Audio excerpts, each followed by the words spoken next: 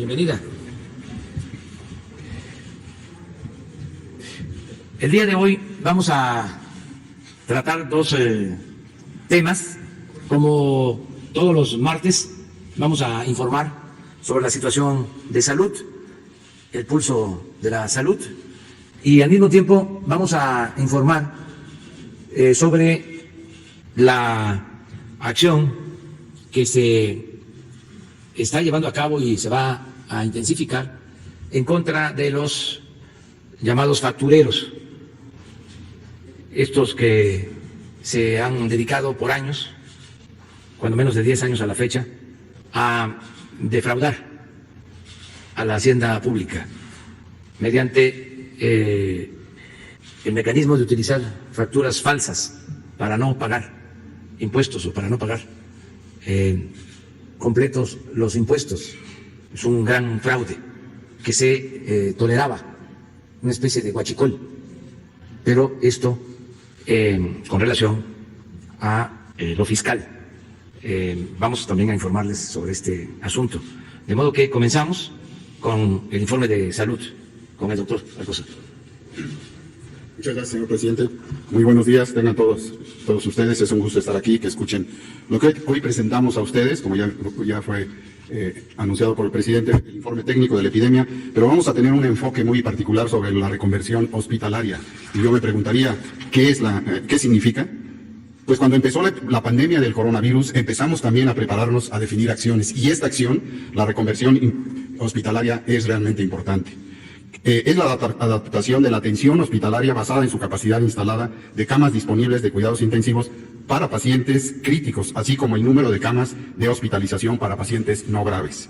En esta dualidad, la reconversión hospitalaria debe garantizar que la organización de los servicios de atención médica se ejecute bajo los principios de oportunidad, calidad, eficiencia de los recursos humanos, materiales y financiamiento en beneficio de la población, y con ello se incida en la prevención y en el control de la pandemia por la enfermedad del virus SARS-CoV-2 en México.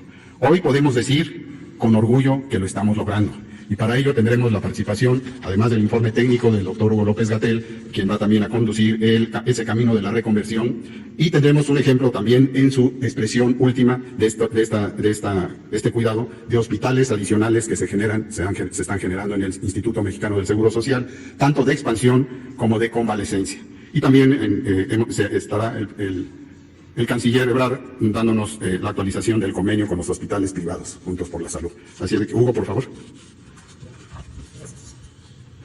Con gusto, secretario. Señor presidente, con su permiso. Canciller, directora del SAT, colegas, Héctor, muy buenos días. Muy buenos días tengan todas y todos ustedes. Seré breve con la presentación del informe técnico más reciente para ubicarnos en el contexto de lo que va la epidemia. Si me pasan la primera, por favor.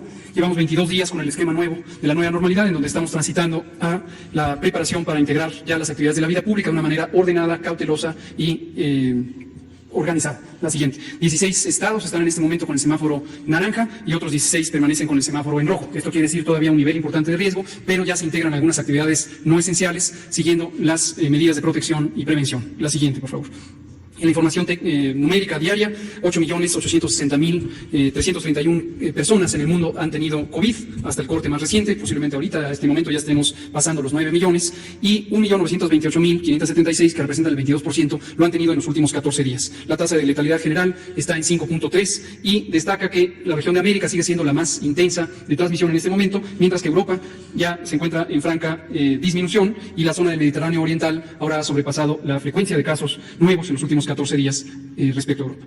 En México, 185.122 personas desde que empezó la epidemia el 28 de febrero han sido confirmadas y notificadas con COVID. Casi 13% de ellas, 23.155, lo han tenido en los últimos 14 días y son la parte activa de la epidemia de donde se generan los contagios. Desafortunadamente, 22.584 personas han perdido la vida por el COVID. La siguiente, por favor. 145 personas por 100.000 habitantes han tenido COVID desde que empezó la epidemia, y la distribución por entidad federativa ha variado muy poco. La mitad de la epidemia se encuentra en el Valle de México, que es la zona más poblada del país. La siguiente. De los casos nuevos, hemos confirmado 23.155 en las últimas 14 días, y permanecen en ese mismo periodo 35.710 que están en el proceso de análisis y estudio por laboratorio. La siguiente.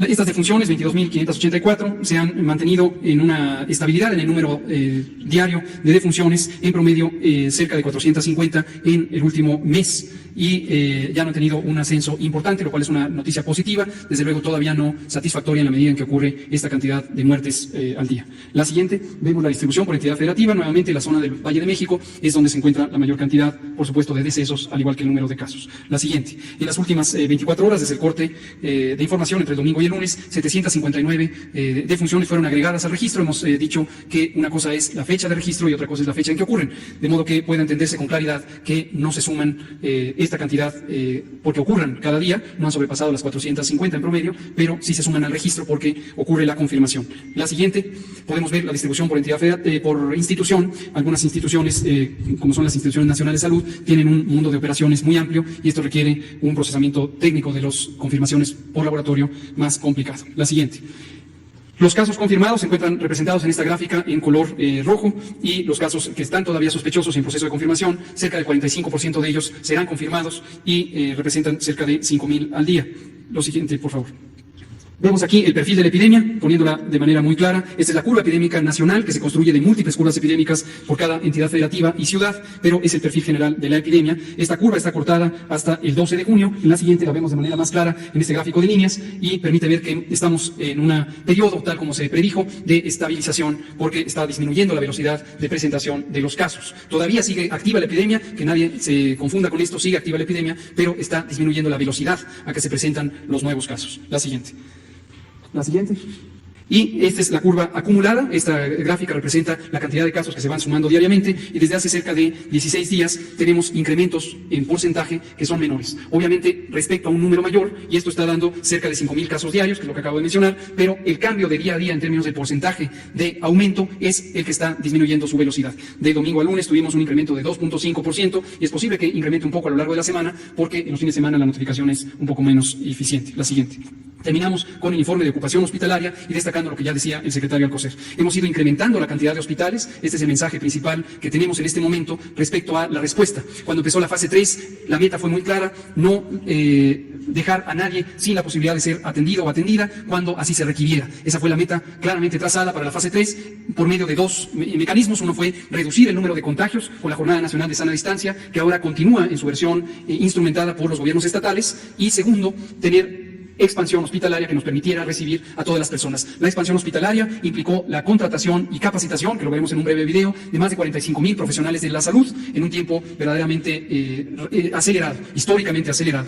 Y esto nos permitió tener a los profesionales de la salud bien organizados, bien entrenados y en el puesto de trabajo donde eran necesarios. Y lo segundo, expandir la capacidad hospitalaria. Empezamos con 645 hospitales el 24 de abril y hoy tenemos 890 hospitales que están en operaciones específicamente designados para la atención de COVID, para la atención de personas con infección respiratoria aguda grave. Este proceso es muy complejo, implicó reordenar los hospitales, priorizar la atención y desde luego tener también algunas modificaciones ingenieriles y arquitectónicas con el rescate de más de 38 hospitales que fueron reacondicionados desde obra negra en que se encontraban por los ingenieros militares en su mayoría y con el financiamiento canalizado a través del Instituto de Salud para el Bienestar, INSABI. Veamos la ocupación hospitalaria. Tenemos en el extremo derecho de la gráfica la columna que representa la ocupación nacional. Tenemos 44% de ocupación nacional promedio y, por lo tanto, 56% de disponibilidad de camas, de las más de 14,000 camas que están en este momento disponibles.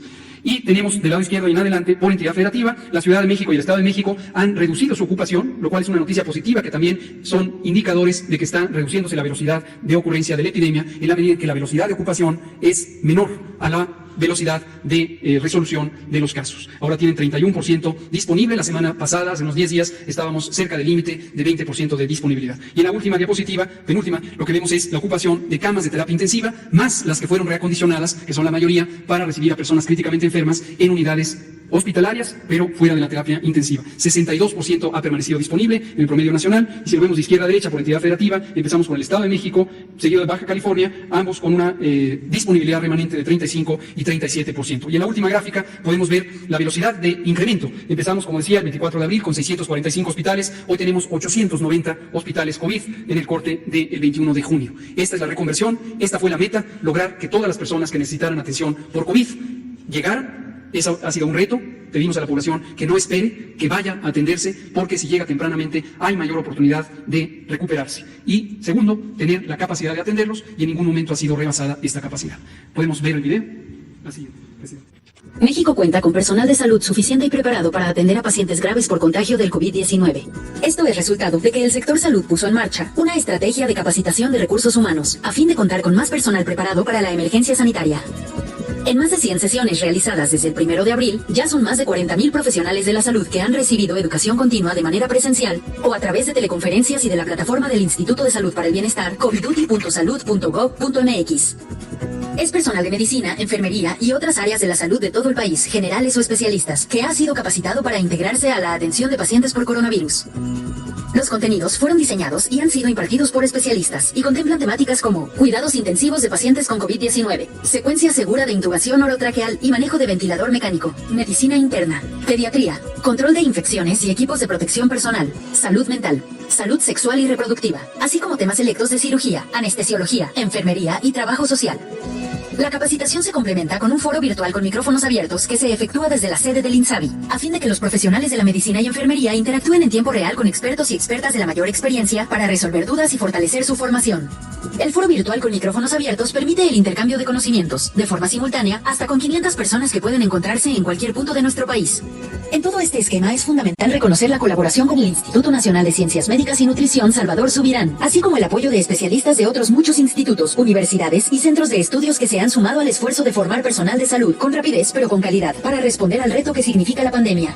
Algunos de ellos son el Consejo Mexicano de Medicina Crítica, la Academia Nacional de Medicina, el Centro Médico Nacional La Raza y el Instituto Nacional de Enfermedades Respiratorias Ismael Cosío Villegas.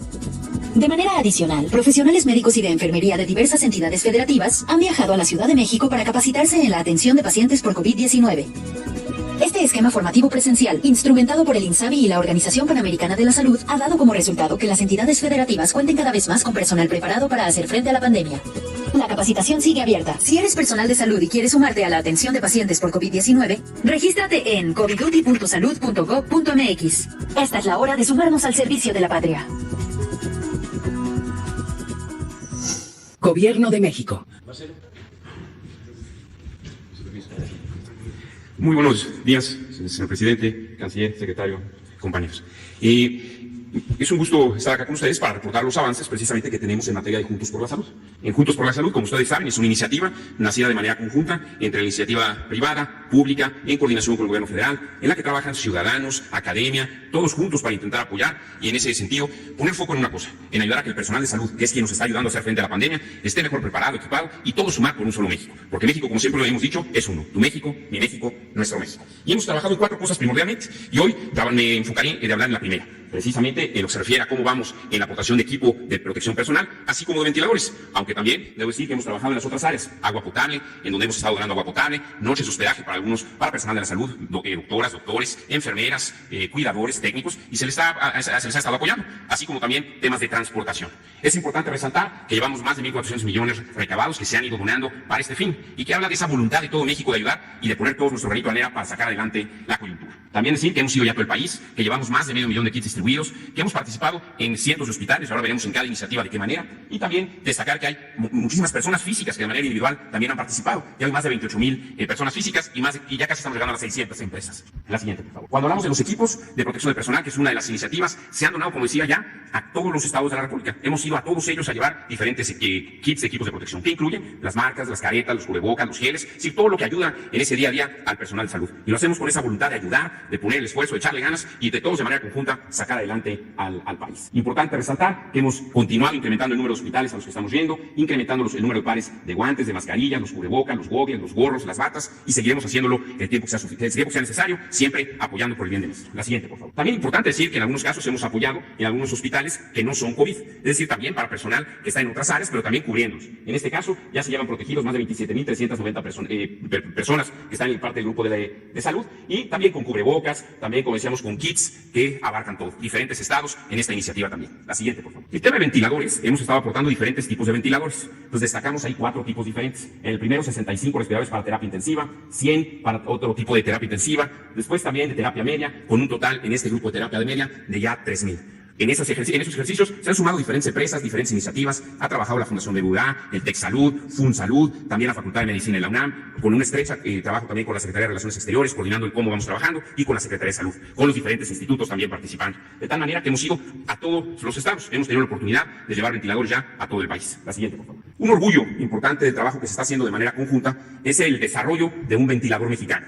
Y nos da muchísimo gusto decir que en trabajo realmente junto con el Instituto Nacional de Nutrición, de donde nace esa idea, un grupo también de diferentes empresas aquí citadas y del CONACYT, nos pusimos a la tarea de desarrollar ese ventilador. Y ese ventilador realmente ya está en fase de salir y vamos a ver en este mes ya los primeros ventiladores. Con el orgullo de decir, en México sí se puede y estamos listos para lanzar el ventilador mexicano. Y realmente un gran orgullo para el país y sobre todo el trabajo conjunto otra vez, la academia, los investigadores y las empresas junto con el gobierno federal para sacar adelante esta iniciativa. La siguiente, por favor. También hemos hecho un poco de temas de entrenamiento. Se han capacitado tanto comunidad general como personal de salud en un trabajo conjunto entre el Tec Salud, la Facultad de Medicina de la UNAM, la Fundación BBVA y todos juntos por la salud también llevando material educativo. La siguiente, por favor. Como decía yo, ya la recaudación llega a los 1.400 millones, las diferentes personas, las empresas van aportando y es muy bonito ver cómo todos tenemos un solo objetivo, todos trabajar por México. Entonces todos van aportando y eso se va canalizando a los diferentes grupos. Ya decía, son más de 575 empresas ya, personas físicas 28.000 y también colaboradores de diferentes empresas que se van sumando. La siguiente, por favor.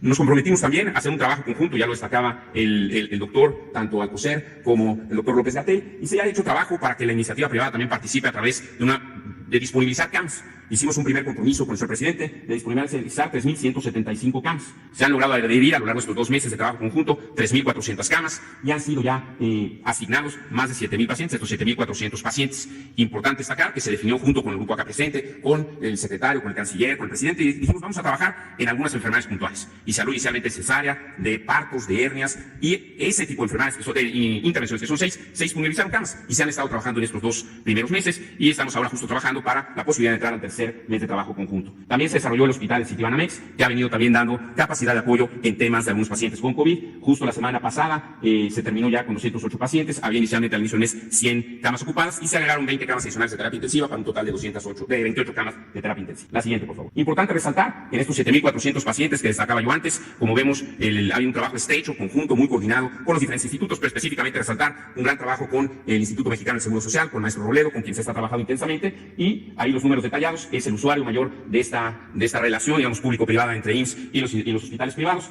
Agradecer, por supuesto, el trabajo conjunto que se hizo en su momento con el Consejo de Salud General, con el secretario Alcocer y después con Cancillería, donde trabajamos de la mano, y la Asociación de Hospitales Privados, así como el Consorcio Mexicano Hospitalar, que fueron los que apuntalaron esto de inicio. La siguiente, por favor. Creo que lo más lindo es decir gracias. Gracias a todos. Gracias a todos los que han ido aportando, los que han ido sumando y los que hacen posible que todos vayamos sumando por México. Porque México es uno. Tu México, mi México, nuestro México. Muchísimas gracias, presidente. Gracias, muchas gracias. Muchísimas gracias. Bueno, vamos a informar sobre el tema de las factureras y van a intervenir Raquel Buenrostro Sánchez, jefa del Servicio de Administración Tributaria del SAT, y Carlos Romero Aranda, procurador fiscal de la Federación. Ellos van a explicarse. Raquel. Con permiso, presidente. Buenos días a todos y a todas. Para las empresas, para explicar qué son las empresas factureras, vamos a poner un poquito en contexto la situación. Como gobierno, siempre necesitamos recursos públicos para llevarlo a los programas sociales, para las becas, para educación, para salud. Para eso es obligación de todos y todos los mexicanos contribuir con el gasto público, y esa contribución se hace a través de los impuestos o contribuciones. Estas contribuciones buscan ser proporcionales y equitativas con relación al nivel de ingresos de cada contribuyente. La siguiente, por favor. ¿Qué es una factura? Una factura es un papelito que nos dan cuando nosotros hacemos una transacción, una compra o una venta. Esta factura nos dice quién vende, ahí viene el nombre de la empresa o de la persona, cuándo, en qué fecha, el domicilio y la descripción si es un bien o servicio y el monto. A partir de ese monto se determina el impuesto. Sin embargo, de los últimos 10 años para acá empezaron a surgir algunas empresas que facturaban operaciones, algunas, la mayoría reales, pero muchas fueron operaciones simuladas. ¿Qué es una operación real? Es un servicio, un bien que realmente existió.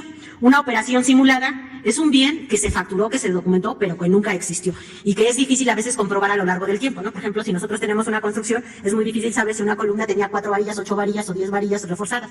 Tendríamos que romper para ver cuántas son. O en el caso de los servicios, también después de muchos años es difícil saber cuántas veces se pintó un edificio, aunque se ha gastado, se haya pagado a lo mejor 3 veces el mantenimiento, a lo mejor nada más se hizo una vez o ninguna. Entonces hay operaciones reales y operaciones simuladas. La siguiente, por favor. Las empresas factureras son empresas que facturan operaciones simuladas, inexistentes o ficticias. ¿Por qué emiten por qué surgen estas empresas factureras? Lo que hacen es aumentar con gastos falsos en los gastos de alguna empresa real, de tal suerte que lo que hacen es disminuir sus utilidades. Y con eso disminuyen también el pago de sus impuestos. Con esto engañan a la autoridad fiscal, en este caso al SAT, y generan defraudación fiscal. También sirven las empresas factureras para realizar pagos de actividades ilícitas. Es decir, una actividad ilícita la disfrazan de una operación de una compra o venta del servicio. Se factura por ejemplo, un honorario de una persona que está haciendo a lo mejor trabajos de construcción, cuando en realidad lo que se está pagando es un soborno o tráfico de drogas, extorsión, trata de persona, actos de corrupción de servidores públicos, entre otros. Nosotros hemos encontrado diferentes empresas factureras, algunas que simplemente se dedican a aumentar falsamente los gastos con servicios o bienes inexistentes, pero muchas veces estas empresas están vinculadas con las dos actividades. O sea, no solo inventan facturas de gastos falsos, sino también llevan facturas para encubrir o disfrazar gastos y pagos ilícitos. La siguiente, por favor. ¿Cómo funciona? Hay una empresa que es facturera, que es la que vende la factura. Entonces, la empresa pide una comisión por cada factura que expide. Hay otra persona o empresa que compra la factura. La empresa que compra la factura lo compra para aumentar sus gastos y así pagar menos impuestos. El que vende la factura cobra una comisión. Normalmente la empresa facturera nunca paga contribuciones, es difícil de localizar, no tienen empleados y generalmente no se localizan. Entonces, cuando nosotros queremos ir a fiscalizar, pues llegamos a donde hay un terreno baldío o hay un departamento de interés social o simplemente la dirección no existe. Y el que compra la factura, lo que hace es que paga una comisión. La siguiente, por favor. Cuando se empezó a revisar el tema de facturas, sobre todo el año pasado, porque como lo mencionó el presidente, estas empresas se vienen proliferando del 2010 en adelante y empiezan a crecer exponencialmente. Al principio, la incidencia estaba en temas de comercio al mayoreo, construcción, comercio al menudeo y industrias manufactureras. A medida que pasa el tiempo, nos hemos dado cuenta, estos son datos de 2019, a finales de 2019, que la tendencia es que se va al área de servicios. ¿Por qué? Porque los servicios son más difíciles de comprobar. Es más difícil saber después de 10 años si un edificio se pintó 4 o 5 veces, ¿no? O que si se dio mantenimiento a un coche 5 o 10 veces. O la papelería, lo que le llaman los consumibles, ¿no? Las hojas de papel, pues es difícil también después de 10 años saber si nos gastamos 1 millón o 2 millones o 3 millones. Entonces, a este tipo de conceptos se van orientando todas estas empresas. ¿Cómo se ofrecen estos servicios? Cuando son empresas muy, muy grandes, se hacen a través de despachos jurídicos y contables, fiscales. Generalmente lo que se hace es que se crea una empresa exclusivamente para hacer este tipo de facturación, digamos, de operaciones simuladas. Lo que hacen también a este esquema, venden la empresa o venden la idea de tener una empresa. Esta empresa se vuelve un socio comercial, donde lo que hace es ofrecer servicios que no existen y paga, o incluso algunos grupos corporativos lo que crean es una empresa dentro de su grupo corporativo que se dedica únicamente a emitir las facturas. En contribuyentes más pequeños, que no son las grandes empresas, lo hacen a través de asesores jurídicos y contables. Incluso se ofrecen puerta por puerta. O sea, van a las áreas, a los locales, o con el profesionista, con el médico, diciéndole, oye, pues te ofrezco una factura y te la vendo. La siguiente, por favor. El caso que tenemos a presentar en esta ocasión es un fraude de un estudio que se hizo de 43 empresas factureras. Estas 43 empresas factureras están relacionadas. No todas son empresas fachadas que venden facturas de operaciones simuladas. En estas participaron 8,202 entre personas físicas y personas morales. Las operaciones, el monto de las facturas ascendió a 93,000 millones de pesos. Esos 93,000 millones de pesos, si hubieran pagado IVA e impuestos sobre la renta, hubieran sido 24,500 millones de ICR y 11,396 millones de IVA. Además, había muchas de estas empresas que lo que hacen es que contratan aparentemente personas que venden servicios de honorarios o personal y les pagan y retienen el impuesto sobre la renta. Ese impuesto sobre la renta tampoco lo pagaron. De impuesto sobre la renta retenido son 19,000 millones de pesos. En total, de todas estas operaciones simuladas, dejaron de entrar al SAT 55,125 millones de pesos. La siguiente, por favor. Este primer paquete de denuncias incluye, como decíamos, son 43 empresas. Estas empresas ya están, muchas de ellas publicadas en el diario oficial como empresas factureras. Otras están corriendo los tiempos como presuntas empresas factureras, pero tienen investigaciones de otras, no solo de defraudación fiscal, sino también de lavado de dinero. Entonces, ya están ahí. Todas estas empresas se relacionan entre sí. Comparten personas físicas, o sea, clientes están en varias, hay 244 clientes que compran en varias de las empresas factureras, en más de 2, y en total se analizaron 22 millones de facturas. La siguiente, por favor. ¿Qué va a hacer el SAT para tratar de recuperar este dinero? De este dinero, la anterior, por favor, tantito, la anterior, por favor, aquí. De las empresas factureras, si vemos el inciso B, lo que es impuestos sobre la renta IVA, que son 24.500 millones y 11.300 millones, esos dos son muy difíciles de recuperar ya para el SAT, porque como la empresa son como empresas fantasmas, uno llega y no está localizado, no existen los papeles, las personas normalmente son prestanombres, entonces lo que hay que hacer es seguir la operación del dinero.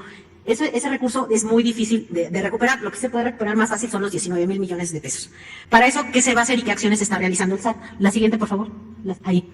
Lo que vamos a hacer es que vamos a enviar cartas a todos los contribuyentes a través del buzón tributario, invitándoles a que se regularicen y a que se acerquen, porque muchos de estos contribuyentes a veces participaron con las empresas y ni siquiera fueron engañados de alguna manera diciendo que eso era normal, que podían comprar facturas porque a lo mejor un gasto no lo podían comprobar y entonces comprar una factura y sin darse cuenta están comprando facturas a empresas que están involucradas con el crimen organizado.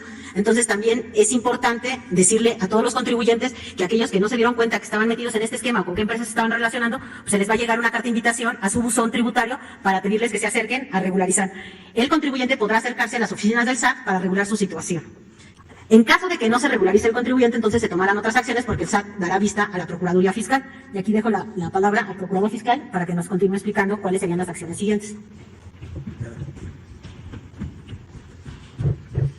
Con su permiso, señor presidente, estimados señores secretarios, jefe del SAT. Como perfectamente lo pudo explicar la jefa del SAT, un comprobante fiscal, una factura, es propiamente un comprobante fiscal, y con el cual se determina que hay una operación que se llevó a cabo y podemos ver los impuestos que hay que pagar. Los que estamos atacando no son facturas falsas propiamente, son documentos que amparan operaciones inexistentes o simuladas. ¿Con qué objeto? Bajar los impuestos o no pagar impuestos. Por eso se crearon desde 2010 las empresas factureras, es decir, empresas que se constituían por testaferros, por prestanombres, por personas que por una pequeña cantidad de dinero o personas de escasos recursos recibían ese dinero a cambio de ser prestanombres, de ser representantes legales, de firmar y dar la cara ante estas empresas.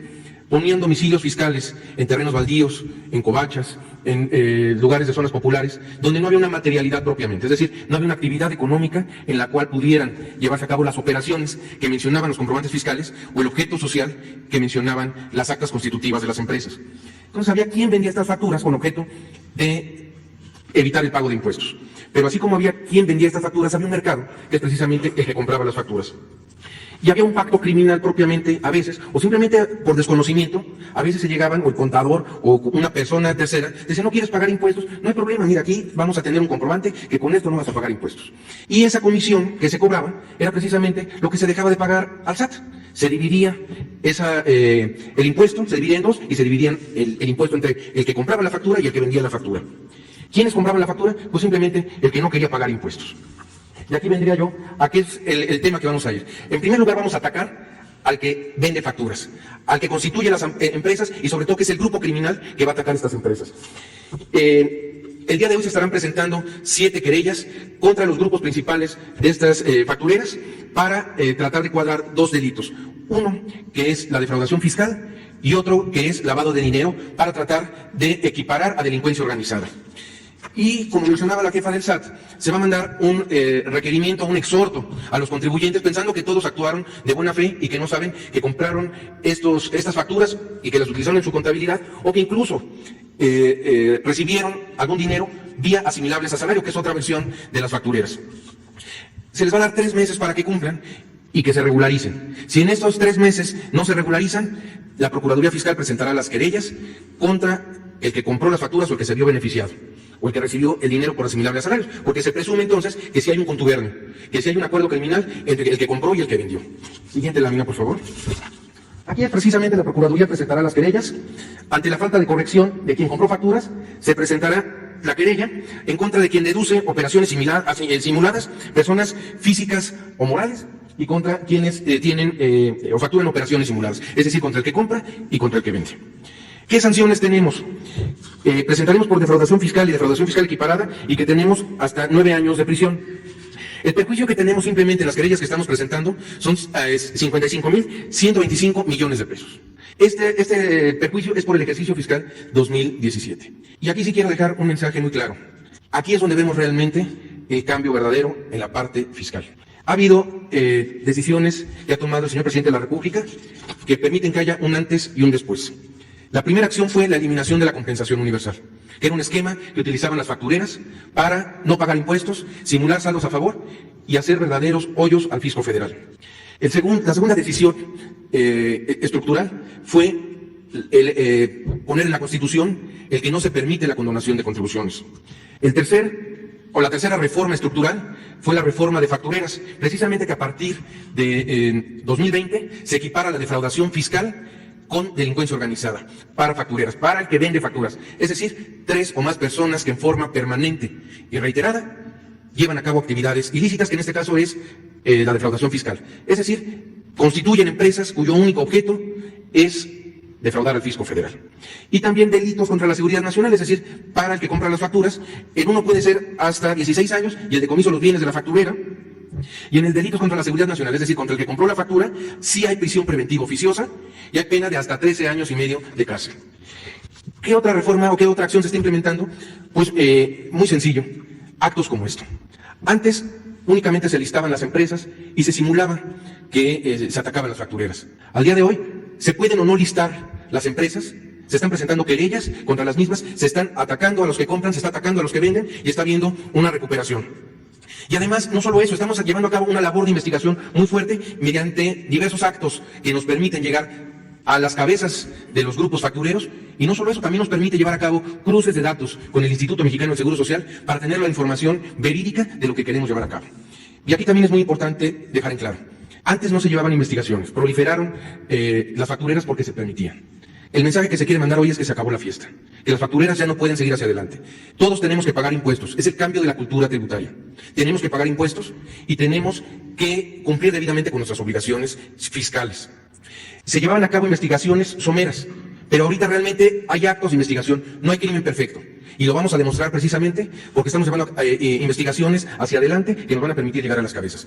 Y un punto primordial en todo esto es que tenemos el apoyo del señor presidente y que las autoridades, tanto el SAT como Procuraduría Fiscal, como Consejería Jurídica, como la UIF, estamos actuando coordinadamente. Eso va a llevar a cabo los mejores resultados y nos va a permitir tener éxito en todos los juicios que estamos llevando a cabo ante la Fiscalía General de la República. Muchas gracias. Bueno, pues estas son las dos informaciones que teníamos para hoy. Abrimos, a ver, las compañeras, las dos mujeres. Gracias, señor presidente. Sandra Aguilera, del Grupo Laxa Comunicaciones. Presidente, le voy a denunciar un caso de un médico que está trabajando actualmente en el ISSSTE, y bueno, quiero hacerle una breve historia del señor. En el 2008 fue acusado de participar en una red de pornografía infantil, el que era el director del Hospital Regional de Veracruz, el doctor Arturo Mora Ochoa, además de corrupción, y lamentablemente no le dieron seguimiento a esta investigación por influyentismo. En el gobierno de Javier Duarte, en Veracruz, estuvo involucrado en la administración de agua que le inyectaron a los niños con cáncer, que usted mismo también nos ha comentado. En la actualidad, el doctor está trabajando en el ISSSTE de Cancún. Hemos recibido varias denuncias de empleados donde ha recibido todos los insumos del gobierno federal y él no lo reparte, sino por el contrario, los está vendiendo clandestinamente. Esto en contubernio con Erika Sánchez Calzada y Nora Salas. Todos ellos piden a usted su intervención para poder hacer justicia, porque este hospital ya es COVID y temen por su vida porque prácticamente no tienen nada con qué protegerse y lo que tienen lo tienen que comprar con su dinero. Gracias, presidente. Muy bien, pues vamos a pedirle al director del ISSSTE que atienda esta demanda. Creo que está por aquí, terminando la conferencia. Que platiques con él y le des toda la información. Muchas gracias. Buenos días, señor presidente. Berenice Telles, del Diario Nacional 1+1. Es con respecto a esta crítica que hace la Universidad Autónoma de México de que no se están considerando las estadísticas del sector indígena para el tema de COVID-19. Bueno, para usted y para el doctor Gatell, si nos pudiera aclarar un poco sobre cómo se está dando este tratamiento a este sector de la población, pues es la más desprotegida, sobre todo en estas comunidades rurales. Esa es mi pregunta. Gracias. Bueno, pues no sé cómo se haya originado esta información, pero nosotros no somos corruptos, no somos deshonestos, no ocultamos información, no somos iguales a los conservadores de los gobiernos anteriores. Imagínense cómo vamos a ocultar información de lo que pasa en las comunidades indígenas. Sería traicionarnos a nosotros mismos. Toda la vida hemos luchado por la justicia, a favor del humanismo. que es no mentir, no robar, no traicionar al pueblo, llevado a la práctica. Es parte de la campaña de los conservadores que están desesperados, desquiciados, buscando hacernos daño. Es como cuando inventaron que había muerto una persona del COVID y no murió. Son los cuerpos que dieron a conocer en fotografías de fallecidos fuera de un hospital, que eran de otro país. Son los hornos crematorios de la revista Proceso. Es todo esto, toda esta campaña de desprestigio. Son las 8 columnas de la Reforma. México es el país con más fallecidos por COVID, o está en los primeros lugares. Puras mentiras, noticias falsas. Entonces, no sé si Hugo quiera contestar, pero la verdad, se pasan. Es una obviedad. ¿Cómo vamos a ocultar nosotros fallecidos? ¿Cómo vamos a dejar sin atención a los pobres? Entonces es demagogia que por el bien de todos, primero los pobres. Entonces, ¿por qué se enojan tanto y protestan de que estamos tomando en cuenta nada más a los humildes, a los pobres? Pero vamos a contestar. Hugo tiene mucha paciencia. Con mucho gusto, señor presidente. Efectivamente, me llama la atención le agradezco su pregunta, creo que es útil. A veces es más útil cuando dice de una institución, la UNAM denuncia que no están dando la información sobre comunidades indígenas. ¿Quién de la UNAM? La UNAM tiene 450,000 miembros en su comunidad. ¿Es una postura institucional? ¿Es una postura de un instituto? ¿Es una postura de una facultad? ¿O es un grupo de investigación? ¿O es una persona? Ahora, mientras lo busca, le comento. Es un boletín de COVID-19 sobre salud pública y epidemiología. ¿Y quién lo presenta de la UNAM? Quizá esto nos ayuda, porque es útil saber cuando se dice de una institución tan noble y tan magnánima como la UNAM, decir que la UNAM está haciendo una acusación de que el gobierno de México esconde información sobre pueblos indígenas, pues ese es un señalamiento grave. Jorge Baruch. Entonces el señor Jorge Baruch, o Baruch, médico responsable de la clínica del viajero en la UNAM. Entonces no es la UNAM. Okay. La UNAM es la UNAM y tiene un rector, nuestro muy querido doctor Graue, Enrique Graue Vinchers, que es su representante legal en tanto que es el rector. Tiene facultades, institutos, y usted nos está diciendo que hay un médico de nombre Jorge Baruch, que es jefe de una clínica de medicina al viajero, que está en la terminal 2 del aeropuerto, y que es un buen médico que se dedica a medicina al viajero desde hace varios años. Entonces no es un señalamiento de la UNAM, para ir disecando, porque si no, así es como se empieza a hacer la desinformación. Ahora, respecto a lo que usted pregunta, vamos a responderle al doctor Baruch, le mandamos un saludo. El Sistema Nacional de Vigilancia Epidemiológica de México, que es el mecanismo, el instrumento principal de incorporación de información, cubre todo el territorio nacional, lo cubre a través del Sistema Nacional de Salud, mayormente público, afortunadamente, y esperemos que así siga creciendo, que tiene también unidades de salud en zonas rurales e indígenas. Desde luego, desde hace más de 40 años se estancó el desarrollo del Sistema Nacional de Salud y de manera muy clara, y eso está perfectamente documentado, no solo por investigadores del país, sino también por organismos internacionales, hay una gran inequidad, una desigualdad enorme social en la cobertura del Sistema Nacional de Salud y destacadamente en las zonas rurales, que incluyen muchas de las comunidades indígenas, se dejó de invertir en el desarrollo de la infraestructura hospitalaria, de la atención de las personas, del reclutamiento del personal. Eso lo hemos venido diciendo ahora que estamos empeñados en transformar el sistema de salud, el déficit de más de 240,000 profesionales de la salud. Y esto lo pudimos constatar cuando hicimos giras con el presidente el año pasado y vimos las condiciones en que operan muchos de los hospitales y centros de salud en las zonas rurales. Entonces, efectivamente es cierto que por 40 años se ha desatendido a las poblaciones rurales e indígenas.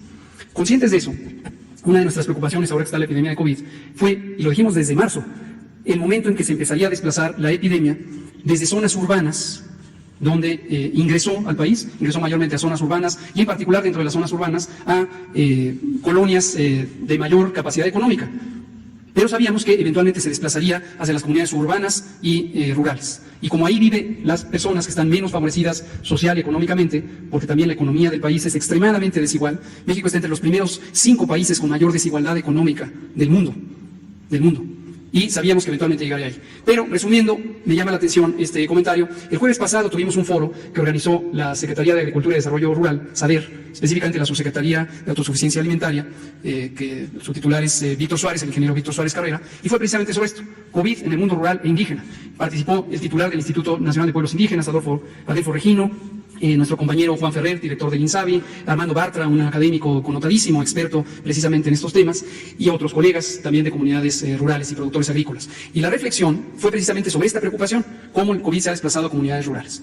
Y nos llama la atención porque en uno de los comentarios durante el foro señalamos esto, cómo había entrado el COVID a partir de viajeros internacionales con poder económico que fueron a Estados Unidos o a Europa, y no había ningún reclamo, es una realidad constatable.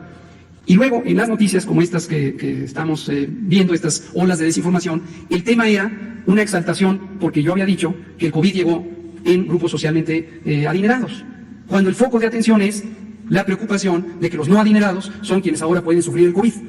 Claramente se ve que hay prioridades diferentes en la cabeza de cada quien. Pero bueno, cada quien se preocupa de lo que se debe preocupar. Nosotros nos preocupamos de las comunidades pobres, que es a quienes hay que ayudar a proteger, porque nuestra obligación es proteger el interés público.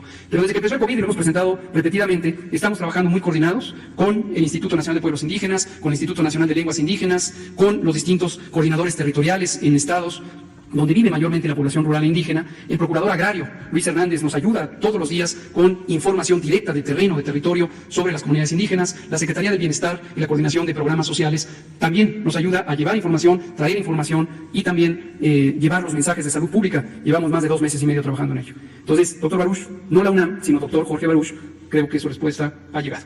Gracias. Gracias. Y además tú estás haciendo bien tu trabajo. O sea, porque no es que estés preguntando de mala fe o de manera tendenciosa. Lo hiciste muy bien. Son para las que no dudas se que sienta surgen. pues que estás tú Son las haciendo algo dudas que surgen indebido, ¿no? a partir de Muy bien. las notas periodísticas Sí, del día sí, sí, y sí, pues sí, es sí. mi obligación Sí, sí, venir sí, a sí. cuestionar esto. Gracias. Sí. La compañera. Gracias. Hola, buenos días, presidente. Yo quería preguntarle, el Consejo Nacional de Fomento Educativo entregó el año pasado 448 millones de pesos en contratos a empresarios cercanos a su director y a compañías sancionadas por el Banco Mundial.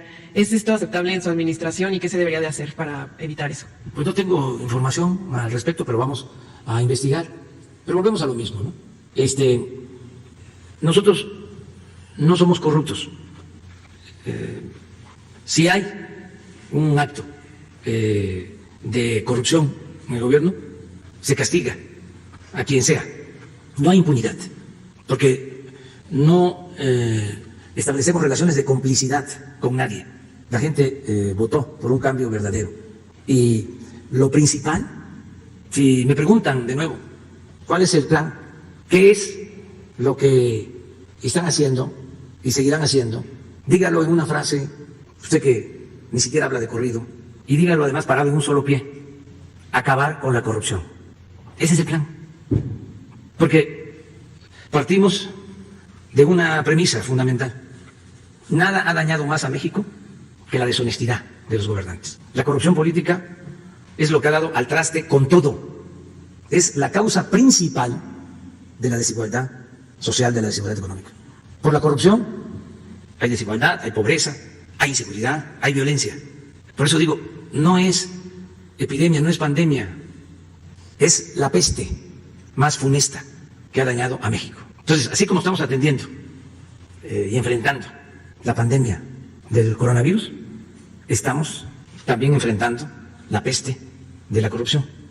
Con una mano enfrentamos el coronavirus y con la otra, y así con puño cerrado, puño fuerte, a la corrupción. Porque si limpiamos de corrupción el gobierno, si desterramos la corrupción del país, se va a lograr el renacimiento de México. Y lo vamos logrando. Tan es así cuando se había presentado una denuncia de defraudación fiscal como la que se acaba de dar a conocer. Porque esto fue tolerado por muchos años. Y desde luego que participaban funcionarios públicos. Y les diría, algunos empresarios, no todos, porque hay empresarios muy responsables, pero como en todos los sectores hay fichitas. Y en esto también participaron medios de comunicación. Era la corrupción, somos todos. Hay clientes, de hecho, de las factureras como la Cámara de Diputados, la UNAM, Sí. el Club Atlas, Sí, Radio sí. y TV Hidalgo. Esos, por ejemplo, Partidos, periodistas, funcionarios públicos, gobiernos, todos ellos van a ser... todos van a ser requeridos. No hay impunidad. Y qué bien que se explicó el procedimiento. Son dos niveles.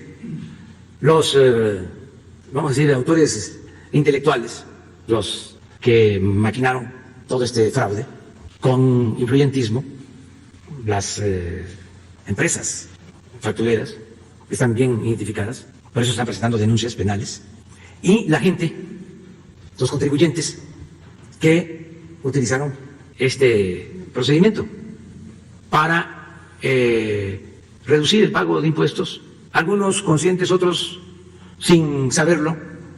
Entonces, por eso, de inmediato, querellas penales a los de arriba. ¿Son cuántos? 43. Y a 8,000 contribuyentes, personas físicas o morales.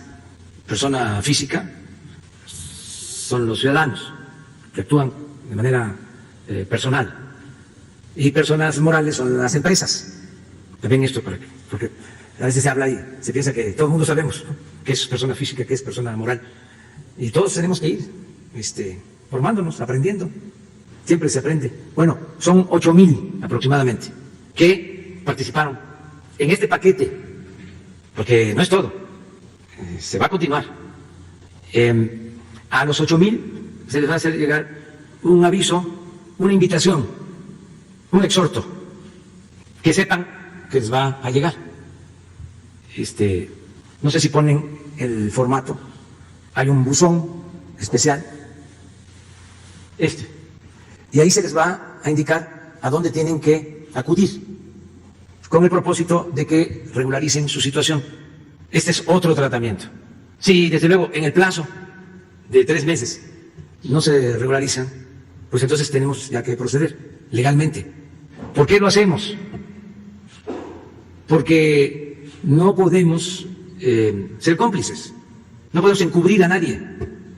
Imagínense si la directora del SAT, Raquel Buenrostro, que es una mujer recta, íntegra, honesta, incorruptible, por eso está ahí, le informa al presidente o el procurador fiscal que existe esto y no hacemos nada, pues estamos nosotros encubriendo.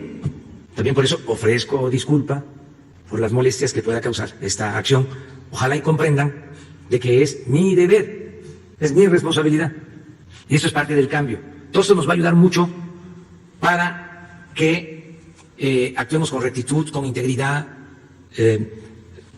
con el compromiso de que los impuestos no se van a utilizar para hacer rico a nadie, como era antes, que se hacían inmensamente ricos los servidores públicos, que apenas llegaban a los cargos de gobierno empezaban a amasar grandes fortunas. Eso ya no. Entonces las contribuciones, que ya ni siquiera quiero llamarle impuestos, las contribuciones son para que se beneficie a los demás, para ayudar a los que menos tienen, para que tengamos un buen sistema de salud pública, que si alguien se enferma no le falte las medicinas, que tenga una cama para ser hospitalizado, que tenga un médico, un especialista. Pues para eso son las contribuciones, para que se pueda financiar la educación y para sentirnos todos muy satisfechos con nosotros mismos, por ser profundamente humanos, por no estar apostando a el individualismo, que no se nos endurezca el corazón, que podamos tender la mano al que lo necesita. Entonces, eso es lo que puedo contestarte. Presidente, mi segunda pregunta es sobre la violencia en Oaxaca. Ayer 15 personas fueron asesinadas, la mayoría eran personas indígenas por sujetos armados. ¿Qué está pasando en la región y qué medidas va a tomar su gobierno para...? Pues estamos ya en comunicación con el gobierno de Oaxaca. Es una situación muy triste, muy lamentable, porque es un enfrentamiento entre comunidades, vamos a decir. Son diferencias que tienen en el mismo municipio, San Mateo del Mar. Es una confrontación por el gobierno municipal. Por un lado, son pobladores de la cabecera municipal y pobladores de comunidades. Siempre no siempre, pero suele pasar de que en los ayuntamientos, los gobiernos municipales, cuando hay elecciones y queda de presidente municipal alguien de la cabecera municipal, hay el malestar de las comunidades del municipio, porque se sostiene que lo que llega de apoyo en obras o el presupuesto del municipio solo se aplica en la cabecera municipal y no se distribuye en las agencias. Esto genera rivalidades y confrontación. Es muy triste, muy lamentable lo que sucedió y desde luego que nosotros vamos a intervenir. Es un asunto de diferencias por la autoridad municipal. ¿Cómo se va a intervenir, perdón? Buscando la conciliación, que haya diálogo, que haya paz, que se evite el uso de la violencia. Siempre lo hacemos. Pero no con la Guardia Nacional o el Ejército. No. Cuando interviene la Guardia Nacional es para que se evite la confrontación. Lo que pasa que San Mateo del Mar está en el Istmo, es una comunidad apartada, conozco, he ido allá, y pues son autoridades de usos y costumbres, es un gobierno municipal de usos y costumbres. Entonces, y tenemos que buscar la forma de que se concilie, pero no con el uso de la fuerza. Presidente, y ya si me permiten la última, aprovechando que está el canciller, ¿qué pasó con la reunión con su homólogo Donald Trump? ¿Si se hará presencial o virtual? Gracias. Con su permiso, señor presidente, muy breve, les estaremos informando cualquier avance que haya en esa dirección. Como ustedes saben, el día 1 de julio entra en vigor el Tratado de Libre Comercio entre México, Estados Unidos y Canadá. Y por lo tanto, estamos en comunicación los tres países para ver cómo lo vamos a simbolizar, cómo lo vamos a acelerar, cómo lo vamos a profundizar y celebrar. Pero en cuanto tenga yo información, se las doy con todos. Hasta el día de hoy no tenemos nada establecido. Van los sobres, compañeros. Gracias, buenos días, señor presidente. Son un tema relacionado con lo que presentan de la cuestión fiscal y un par de preguntas que le quiero hacer a usted. En particular, bueno, la pregunta se la dirijo a usted, aunque estoy seguro que la directora del SAT es quien puede responder con la cuestión técnica. El tema de ir precisamente sobre los factureros y de tener este esquema de facturación fiscal, pues es algo que es largamente anticipado. De hecho, pues usted sabe, presidente, que es un principio de equidad propiciar que todos los ciudadanos y las empresas pues paguemos los impuestos de manera equilibrada, por lo cual, evidentemente, pues yo le felicito por tener la determinación. Ahora, mis preguntas son muy directas, ¿no? En particular, si nada más se considera el ejercicio fiscal de 2017 como dijo el procurador fiscal o si se consideran otros, se sabe que el Código Fiscal habla de que son 7 años, ¿no? Los fiscalizables en particular. El otro gran asunto es precisamente sobre la profundidad a la que se puede ir en esta materia. Hablaba el presidente de 8,000 contribuyentes y pues estábamos hablando de 33 empresas factureras. Se sabe que esto va a mucha mayor profundidad. Y la otra cuestión, a la directora del SAT, bueno, el día 30 de este mes se cumple el plazo que fijaron nuevo relacionado con la pandemia para que los contribuyentes, personas físicas, presenten sus declaraciones fiscales. Preguntarle si se va a ampliar o si se mantiene ese plazo como inaplazable. Y finalmente, en la cuestión fiscal, también preguntar, hay muchos contribuyentes, personas físicas, muchas personas morales seguramente también, que por alguna u otra razón están irregulares, no han cubierto sus impuestos de ejercicios fiscales anteriores, incluso antes de que llegara el gobierno de la Cuarta Transformación. Seguramente esa sería una fuente de ingresos muy importante si lograran la regularización. Preguntarle a la directora y a usted, señor presidente, si existe la posibilidad de que se diseñe un plan especial para esas personas que están en mora, que están atrasadas, que por alguna razón no han presentado sus declaraciones, sus impuestos, para que se regularicen y bueno, pues puedan entrar precisamente al empeño de aportar, como usted lo manifiesta, que no sean impuestos sino aportaciones, precisamente para el desarrollo de nuestro país. Y si me permite hacerle una pregunta sobre mi región. Gracias, presidente. Con relación a lo de las factureras, como ustedes saben, en los procedimientos fiscales las auditorías llevan mucho tiempo. Entonces hay que pedir información, el contribuyente tiene derecho a presentar también su información adicional o comprobatoria que él crea que acredite o que compruebe que lo que él hizo está bien. Estos procesos son muy largos. La revisión de auditoría se puede llevar desde 3 a 6 meses y en lo que se va intercambiando información con el contribuyente puede tomar hasta 1 año. Con el objeto de ser más eficiente y más ágil la recaudación, la estrategia fue revisar un solo año, que es 2017. Sin embargo, nosotros por experiencia lo que hemos observado es que una empresa que tiene un comportamiento irregular lo repite. Entonces tomamos el 2017 y sabemos que seguramente el 2018, el 2019 y el 2020, si la empresa sigue operando, sigue usando pues sigue operando de la misma manera. Entonces lo que hacemos es para hacer más eficiente la recaudación, porque ahorita lo que necesitamos son recursos para las necesidades y los gastos corrientes, nos revisamos un solo ejercicio, nos traemos a las empresas o a los contribuyentes que están irregulares, pero ya sentados con nosotros, entonces ya revisamos todos los años. Y eso permite una recaudación más ágil, sin necesidad de hacer auditorías, y también para el contribuyente también es mejor, porque el que se quiera regularizar, el simple hecho de no abrir la auditoría, nosotros como autoridad fiscal ya no estamos obligados a cobrarles multas, recargos, otros gastos onerosos, que incluso si ellos no vienen y se autocorrigen, digamos que ellos de manera voluntaria, sin necesidad de auditoría, hacen la corrección de los años anteriores, entonces no pagan esos accesorios, ¿no? esos gastos adicionales, por así decirlo, esos costos fiscales adicionales. Entonces, la estrategia es focalizar 1 año Y luego de ahí con el año generalizamos todos los demás. Y prácticamente así lo estamos haciendo también, por ejemplo, en el caso de grandes contribuyentes que se han visto algunos casos mediáticos, se revisa muy bien un año, ya que en el año nos pusimos de acuerdo, se usa, bueno, eso lo hiciste en 2015, ahora 2016, 2017, 2018, hasta la fecha. Por eso los montos han sido grandes, ¿no? Pero eso es meramente como estrategia, que sea es así el año. Con relación a lo de la prórroga, lo que también para muchos ya conocen, el día de ayer, el día lunes, se hizo del conocimiento también de una aplicación ya para que la gente pudiera desde su casa generar la e-firma. ¿Por qué? Porque el SAT, desde que empezó la pandemia, lo que hemos procurado es que no se nos acumule la gente en las oficinas por un tema de seguridad, y también estamos espaciando las citas, y además de espaciar las citas, algunos servicios que antes no se daban en línea se han empezado a generar en línea. El último que acaba de entrar es la e-firma. Ahorita, en estos momentos, desde el día de ayer, la gente me está haciendo algunas estimaciones de cuántos contribuyentes, personas físicas, son las que faltan de declarar. Me están haciendo una estimación de cómo están las citas, y entre hoy y mañana veremos si es necesario o no la ampliación del plazo, ¿no? Pero eso lo daremos a conocer en estos días. ¿Era otra pregunta, perdón? Sí, era el tema de que hay muchas personas, sobre todo físicas, aunque también morales, que por alguna razón, quizás por omisión, quizás por imposibilidad de hacerlo en su momento, tienen moras, atrasos. Si existiría algún plan diseñado ex profeso para que estas personas pudieran regularizarse. Entiendo que muchas de estas personas no son omisos por su voluntad y que quisieran colaborar y contribuir con el gobierno de la Cuarta Transformación, pagando sus impuestos regularmente. Sin embargo, los montos quizás o la complicación de las declaraciones multianuales se los impide. Sí. En general, todo el proceso que ha hecho el SAT todo este año ha sido de invitación a todo el contribuyente que se pueda o se quiera regularizar. Se le ha ofrecido asesoría, se le ha orientado para que se autocorrija. Cuando asisten a las oficinas del SAT, ya sea en el caso de grandes empresas, también tenemos horarios, digamos, y oficinas para recibirlos, así como las personas o las empresas más pequeñas que van a las oficinas recaudatorias, se les da una asesoría para hacer una autocorrección, y con el objeto de no generar discriminación y con el afán de generar una nueva cultura fiscal donde todo el mundo pague, lo que estamos haciendo es que nosotros, por Código Fiscal de la Federación, el artículo 74 nos permite hacer disminuciones de lo que se llaman multas y recargos. Como lo dijo hace un momento el procurador fiscal, ya hubo cambios en la Constitución donde no hay condonación de impuestos. El impuesto se va a entender como el monto histórico, que fue lo que no se pagó en su momento, más lo que le llaman la actualización, que no es otra cosa más que pegarle el equivalente a la inflación y traerlo al año actual, ¿no? Esa es la contribución, eso no se puede condonar.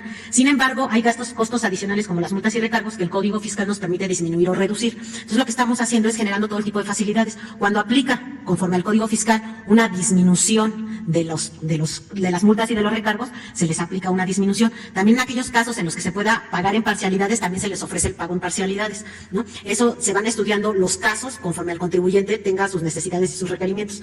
Si se están presentando las facilidades, no se pueden dar de manera generalizada porque obedece a la situación que cada contribuyente tenga en su momento. Omití presentarme, Demián Duarte, Pasión por los Negocios, Política Rock and Roll Radio, Lobos FM de Sonora. Señor presidente, le quiero hacer una pregunta en particular, que son dos temas sobre una misma región. Una en particular, es una región que nos duele en Sonora, que es Guaymas, muy en específico. Me contactaron un grupo bastante grande de pescadores de Guaymas, muy preocupados y sobre todo con muchas ganas de trabajar. Representan ellos a 1,200 familias del puerto. Ellos están muy preocupados por el tema de las concesiones pesqueras. Estamos hablando precisamente de 200 concesiones pesqueras que atienden a la zona de Guaymas en particular. Se entiende que en Sonora en general hay 400 concesiones de este tipo enfocadas a la pesca de camarón. Estas concesiones, curiosamente, este año 2020 se vencen, se cumplen 30 años de que fueron entregadas en una estrategia que yo pudiera llamar del neoliberalismo para poner en manos del sector privado, pues esto que son el tesoro de nuestro mar, en particular del mar de Cortés, que es el camarón. Muy en específico, los pescadores me han dicho que ellos sufren, y sus familias también, de una situación que ellos consideran injusta, en particular porque de ser los dueños se convirtieron ellos en empleados, y me dicen, somos empleados que no tienen absolutamente ninguna prestación. Los patrones, los dueños de las concesiones, de los cuales podría decir hasta los nombres y apellidos, pero me lo reservaré por respeto a su intimidad.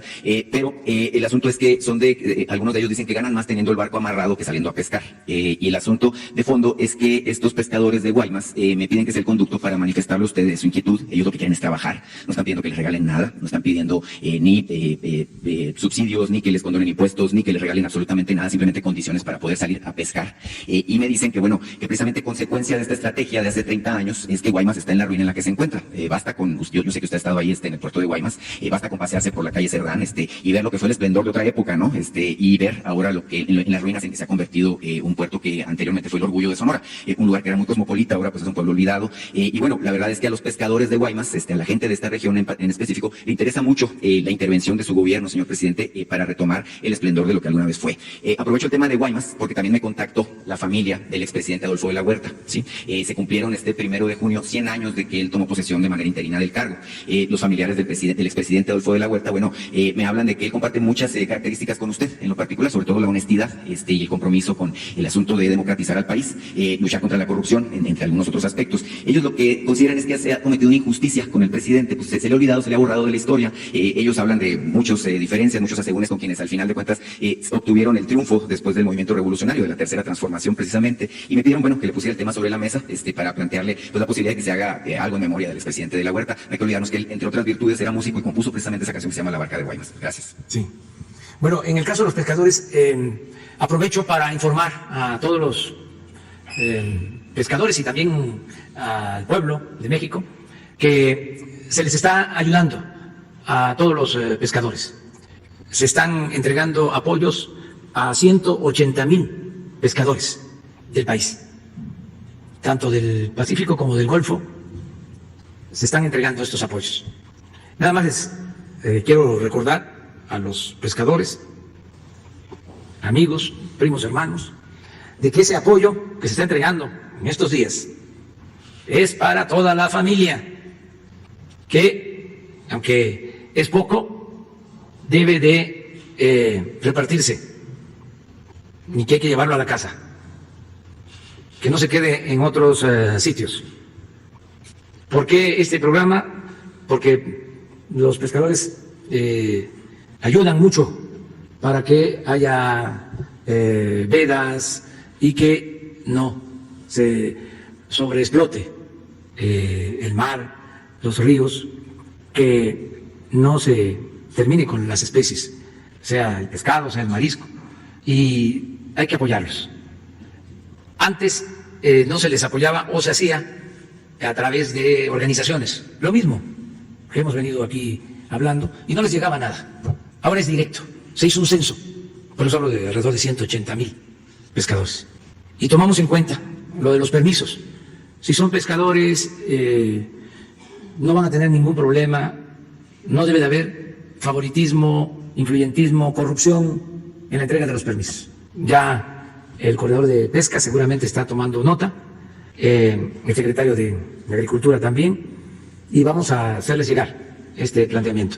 Si se vencen sus permisos, no va a haber problema para que los puedan renovar.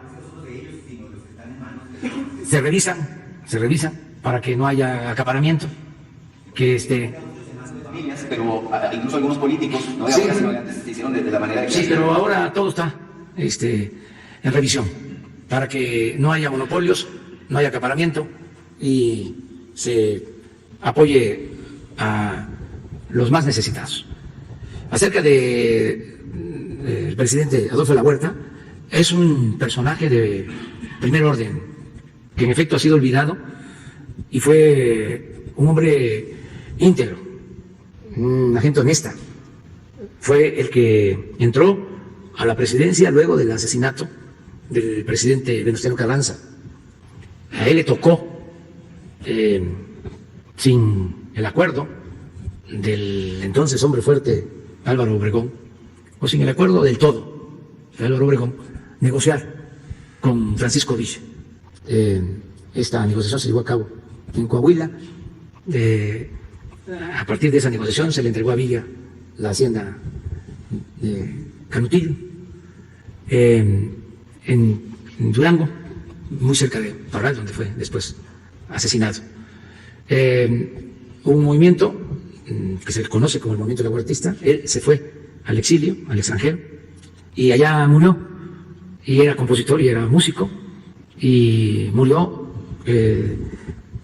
siendo un hombre íntegro, pobre, vamos a decir, después de haber estado de presidente de México.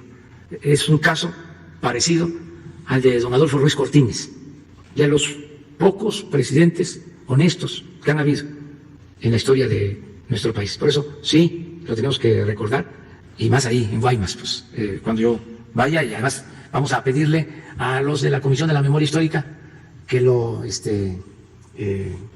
exalten, que reconozcan, ¿sí?, sus contribuciones, porque sí, en efecto, es de los olvidados, ¿sí?, de los héroes anónimos, que hay muchos en el país. Y Guaymas, pues, es la historia de México. ¿Cuántos presidentes han sido originarios de Guaymas? 3. Adolfo de la Huerta, Abelardo Rodríguez y Plutarco Elías Calles. 3 Digo, ayuda para refrescar la memoria. Sí, por ahí por Guaymas, sí, bueno, es toda la historia. Por ahí se fue al exilio también el maestro Vasconcelos. Hay un plan que dejó el maestro Vasconcelos cuando se va al exilio. Durante esa época, sale de Guaymas al extranjero. Pero en fin, eso es otra cosa. Ustedes dos.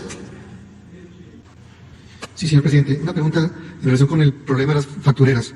Ahorita usted mencionó y confirmó que efectivamente fue una denuncia que surge de un problema que es convalidado por los exfuncionarios.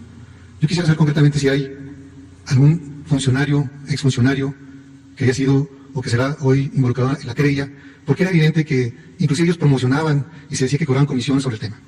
Sí hay. ¿De primer nivel? No sé si del primer nivel, de los que están en la querella. Tercer nivel, pero de los ejecutivos, ¿no? De los que decidían. Mucho. Sí, hay de todo, pero quedamos de que por respeto a la dignidad y al debido proceso, vamos a que esto se resuelva en las instancias judiciales y que también los 8,000 contribuyentes reciban, porque es un asunto confidencial, su notificación. Nadie se va a enterar para que puedan ponerse al corriente. Sí, también preguntarle, señor presidente, que usted ayer manifestó que la posición del gobierno era vigilar, o sería vigilar las elecciones. Sin embargo, el presidente del INE, Lorenzo Córdoba, afirmó que el guardián de las elecciones es el INE. ¿Esto Sí. no ha generado un conflicto de intereses o de poder? No. Ellos son los que tienen esa encomienda. Legalmente al INE le corresponde. Pero el presidente de México puede opinar, puede ejercer su derecho de manifestación, como cualquier ciudadano. Entonces, si yo me entero de que están comprando votos, de que están utilizando el dinero del presupuesto para favorecer a un partido, a un candidato, pues como cualquier ciudadano estoy obligado a denunciarlo, ¿o no puedo? Claro, si conozco de un acto ilícito, acabamos de hablar de no al contubernio, no voy a ser yo tapadera, mi pecho no es bodega, siempre digo lo que pienso, ellos hacen su trabajo y yo como ciudadano y como presidente, que quiero que en este país no haya fraudes y quiero que no haya simulación, que nadie se haga de la vista gorda, sino que se respete la voluntad del pueblo, porque es un derecho sagrado. Pues ese fue el lema de Madero, sufragio efectivo, no reelección. Hay una entrevista que le hacen al presidente Madero antes de el triunfo de la revolución maderista que acaba con el porfiriato y habla de la democracia. Voy a traer ese texto. Es de cómo él dice, hay muchas demandas, hay grandes y graves problemas nacionales, pero al llegar yo a la presidencia, de ahí retomé lo de guardián. Me voy a convertir en el guardián de los derechos y de las libertades del pueblo. Y voy a garantizar el voto libre, elecciones limpias y libres. Es su compromiso. Entonces no sé por qué se molesta el presidente del INE. Todos debemos de ayudar, todos, a denunciar si sabemos de un fraude. Y recordar que ahora existe ya la Procuraduría Electoral y es delito grave el fraude electoral. Entonces, van a estar vigilantes los ciudadanos. Vamos a estar vigilantes los ciudadanos. Ya no es el arreglo en lo oscurito, de que, a ver, una reunión con el presidente para que se le dé, aunque no reúna los requisitos, la candidatura a un personaje afín al régimen. Todos esos enjuagues que hacían, de quedarse callados ante el fraude, ante la compra de votos, del rebase de los topes de campaña, nada más para los jóvenes, los más jóvenes que nosotros. Saben que cuando la elección del 2012, nosotros denunciamos de que el candidato del PRI, en ese entonces el licenciado Peña, había rebasado los topes de campaña.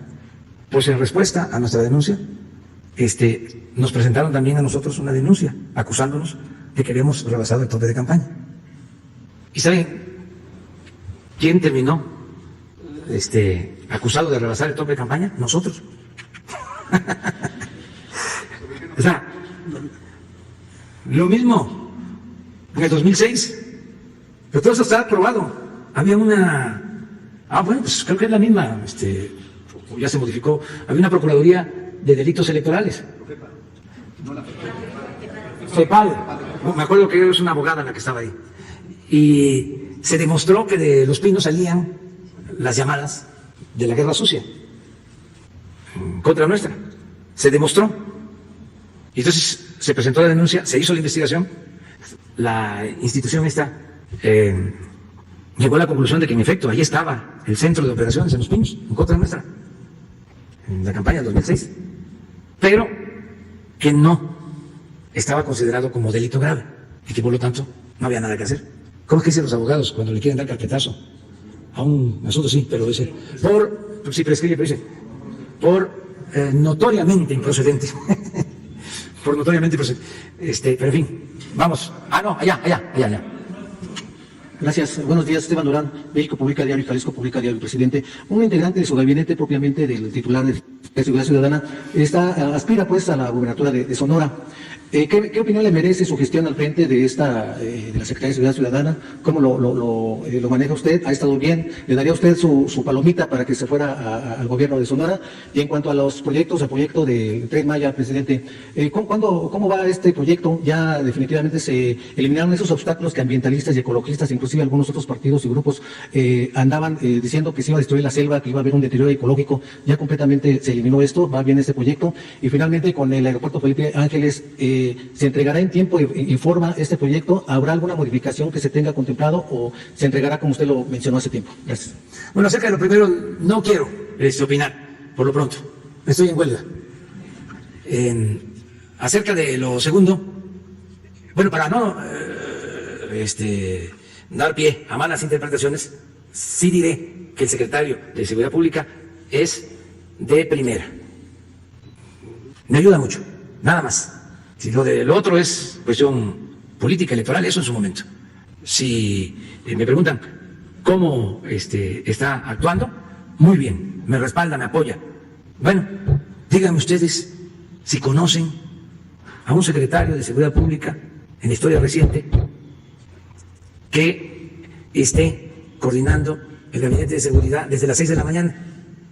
Ninguno. Bueno, pero ahí hacemos a un lado eso. El Tren Maya va, hoy precisamente se va a lanzar la convocatoria para el tramo 5, que es Cancún-Tulum. Y ya tendríamos toda la primera etapa. Y ya se está trabajando en el Tren Maya. Y aprovecho para decir que el trazo principal del tren va sobre la vía del ferrocarril del sureste que se inició desde el gobierno del general Lázaro Cárdenas, cuando el general Francisco J. Mújica era secretario de Comunicaciones. Y ese tren lo continuó el gobierno de la vía férrea, la siguió construyendo el gobierno del presidente Ávila Camacho y lo inauguró el tren del sureste el presidente Miguel Alemán. Entonces, sobre ese trazo que se hizo desde los años 30 del siglo pasado, es que se está construyendo la nueva vía para el Tren Maya. Es información para los que conocen, porque hay algunos que no han tenido la oportunidad de ir al sureste y ojalá y fueran, porque es de las regiones más bellas. Seguramente saben de el río Sumacinta y de Tenosique y de Boca del Cerro, que es uno de los lugares más bellos de México, del mundo. Es donde termina el Alto Sumacinta y comienza el Bajo Sumacinta, lo que es ya navegable del río Sumacinta. El río Sumacinta es el mono sagrado, es el río más grande de México y era como la avenida principal, la autopista, la carretera más importante de la región maya. El río Sumacinta divide Guatemala de México.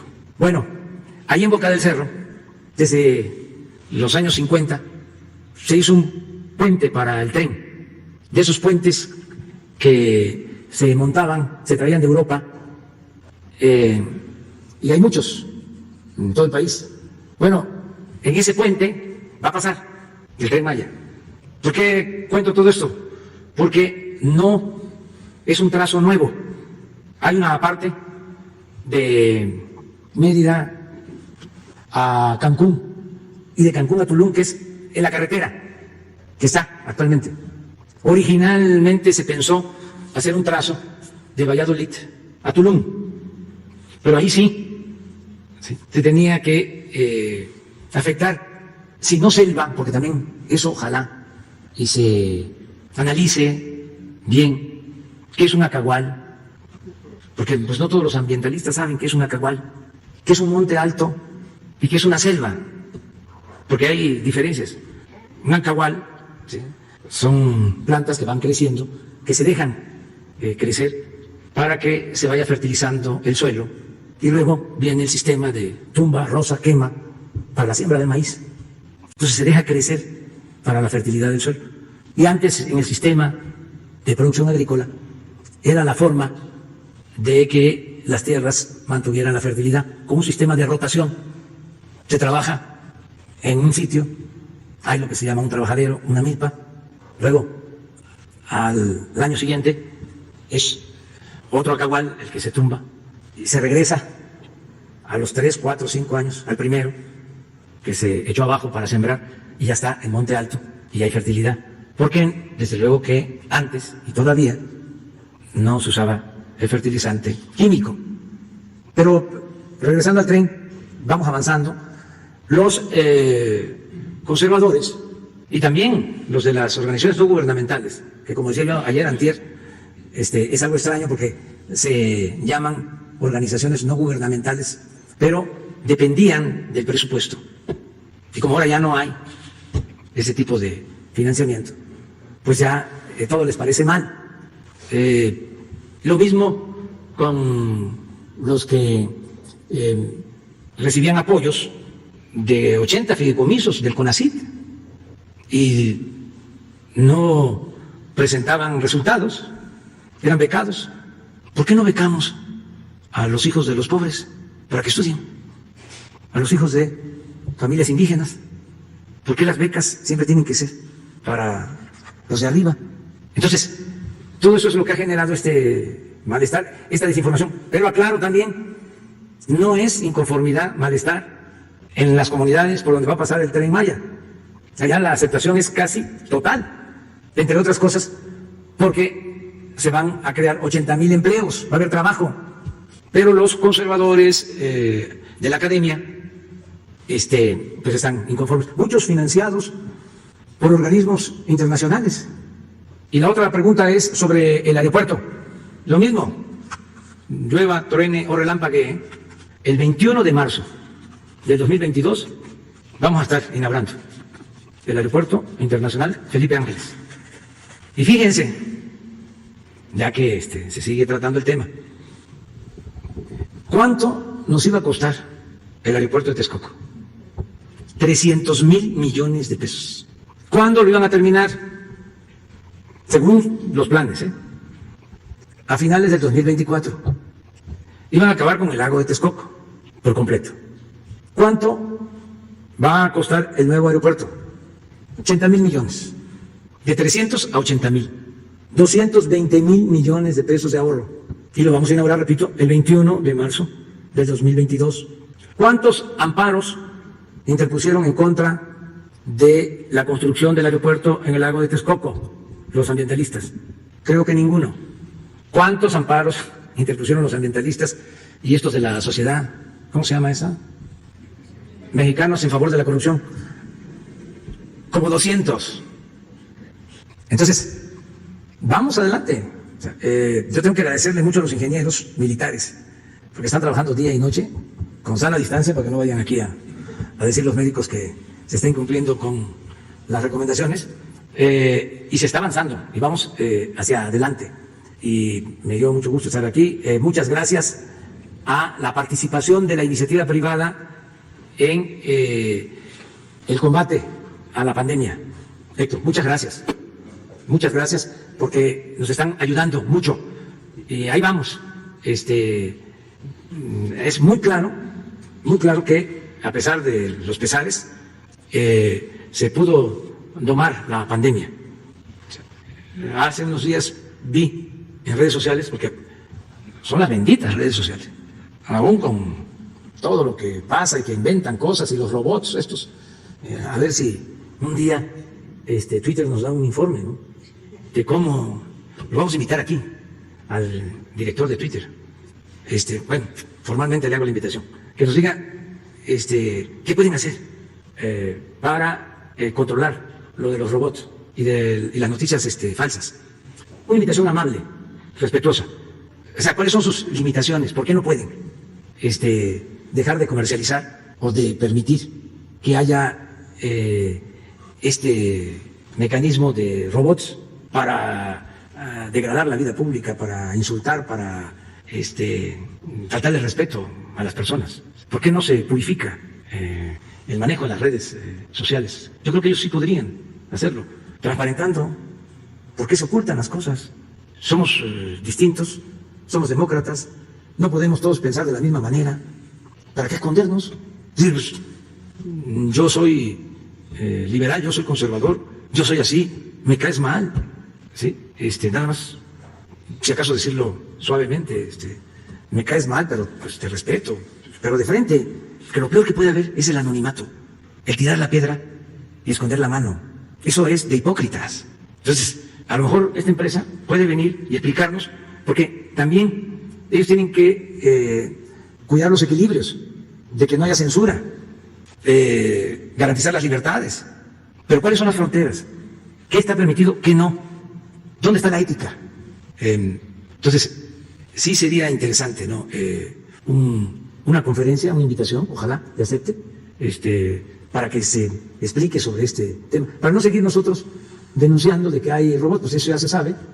Lo importante sería ver por qué no se puede controlar, o no se va a controlar, no se va a regular, o ya va a ser así, pero que no se caiga en el clandestinaje, en la informalidad, que se aclaren estas cosas. Entonces, decía yo, hablando de las redes, de que vi un mensaje de un usuario en donde habla de las curvas, y lo pueden encontrar ahí en redes, del aplanamiento, de cómo se aplanó la curva en México, y pone el ejemplo de España y de Estados Unidos. O sea, de la curva en España y de la curva en Estados Unidos.